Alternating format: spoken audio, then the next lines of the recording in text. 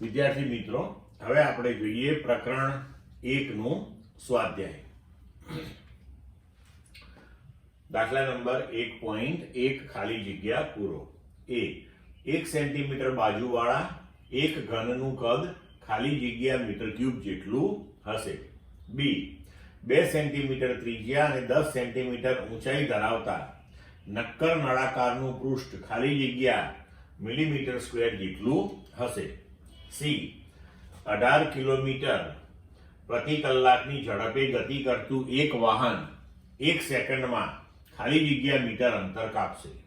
D સીસાની સાપેક્ષ ઘનતા 11.3 છે, તો તેની ઘનતા ખાલી જગ્યા ગ્રામ પ્રતિ સેન્ટીમીટર ક્યુબ અથવા તો ખાલી જગ્યા કિલોગ્રામ પ્રતિ મીટર ક્યુબ હશે.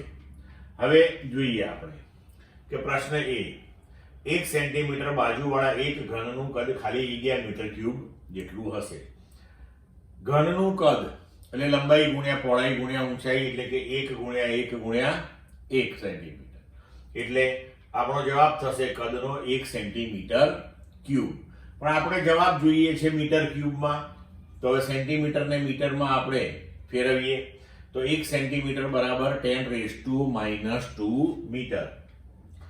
તો 1 સેન્ટીમીટર બરાબર 10⁻² મીટર એનો ક્યુબ, અને સેન્ટીમીટરનું મીટર થઈ ગયું હવે એનો ક્યુબ.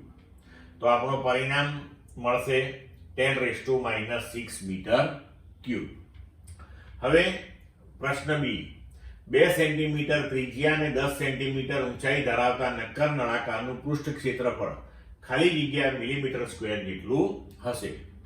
તો હવે અહીંયા જુઓ, ત્રિજ્યા તમને 2 સેન્ટીમીટર આપી છે, આપણે પરિણામ મિલીમીટરમાં જોઈએ છે, તો એને આપણે મિલીમીટરમાં લખીએ તો 2 સેન્ટીમીટર એટલે 20 મિલીમીટર.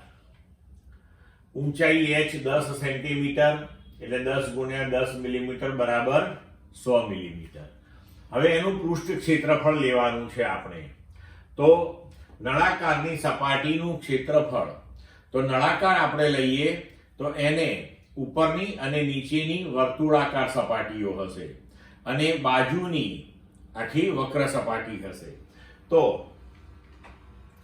એનું ક્ષેત્રફળ થશે ઉપરની વક્ર સપાટી ગોળ સપાટી πr², પછી નળાકારની વક્ર સપાટી 2πrh, અને તળિયાનું જે વર્તુળાકાર સપાટી છે એનું ક્ષેત્રફળ πr². એટલે આ આપણું કુલ ક્ષેત્રફળ થઈ ગયું. હવે πr² વત્તા πr² એટલે 2πr² વત્તા 2πrh. હવે આમાંથી આપણે 2πr કોમન લઈ શકીએ, તો કૌંસમાં રહેશે r વત્તા h. હવે આપણે બધા મૂલ્યો મૂકી દઈએ. 2π એટલે 3.14, r 20, r 20 અને h 100. હવે આ બધા જ મૂલ્યો આપણે મિલીમીટરમાં મૂકેલા છે, એટલે આપણું ક્ષેત્રફળ પરિણામ આવશે 1.5 મિલીમીટર સ્ક્વેર. ક્લિયર? હવે ત્રીજો પ્રશ્ન, 18 કિલોમીટર પ્રતિ કલાકની ઝડપે ગતિ કરતું એક વાહન 1 સેકન્ડમાં ખાલી જગ્યા મીટર અંતર કાપશે. હવે અંતર આપણે મીટરમાં જોઈએ છે, સમય સેકન્ડમાં કયો છે, એનો મતલબ કે તમારે ઝડપ જે છે એને મીટર પ્રતિ સેકન્ડમાં ફેરવવી પડશે. તો હવે જુઓ, v આપેલી છે આપણને 18 કિલોમીટર પ્રતિ કલાક, તો 18 ગુણ્યા 1 કિલોમીટર એટલે 1000 મીટર, 1 કલાક એટલે 3600 સેકન્ડ. તો 1000 ભાગ્યા 3600 તમે ડાયરેક્ટ પણ યાદ રાખી શકો કે કિલોમીટર પ્રતિ કલાકને મીટર પ્રતિ સેકન્ડમાં ફેરવવું હોય તો 5/18 થી તમારે મલ્ટીપ્લાય કરી દેવાનું, કારણ કે આને તમે 5/18 પણ લખી શકો છો. તો આપણે ઝડપ થઈ ગઈ 5 મીટર પ્રતિ સેકન્ડ. હવે 1 સેકન્ડમાં વાહને કાપેલું અંતર, તો અંતર બરાબર ઝડપ ગુણ્યા સમય. ઝડપ 5 મીટર પર સેકન્ડ, સમય 1 સેકન્ડ, એટલે આપણો જવાબ આવ્યો 5 મીટર. હવે ડી સાપેક્ષ ઘનતા 11.3 છે, તો તેની ઘનતા ખાલી જગ્યા ગ્રામ પ્રતિ સેન્ટીમીટર ક્યુબ અથવા ખાલી જગ્યા કિલોગ્રામ પ્રતિ મીટર ક્યુબ હશે. હવે દ્રવ્યની સાપેક્ષ ઘનતા, તો એની પહેલા વ્યાખ્યા જોઈએ કે કોઈ પણ દ્રવ્યની સાપેક્ષ ઘનતા એટલે કે દ્રવ્યની ઘનતા ભાગ્યા પાણીની ઘનતા. તો હવે દ્રવ્યની ઘનતા જો આપણે શોધવી હોય તો દ્રવ્યની ઘનતા બરાબર દ્રવ્યની સાપેક્ષ ઘનતા એને ગુણ્યા પાણીની ઘનતા. તો સીસાની ઘનતા બરાબર સીસાની સાપેક્ષ ઘનતા ગુણ્યા પાણીની ઘનતા થશે.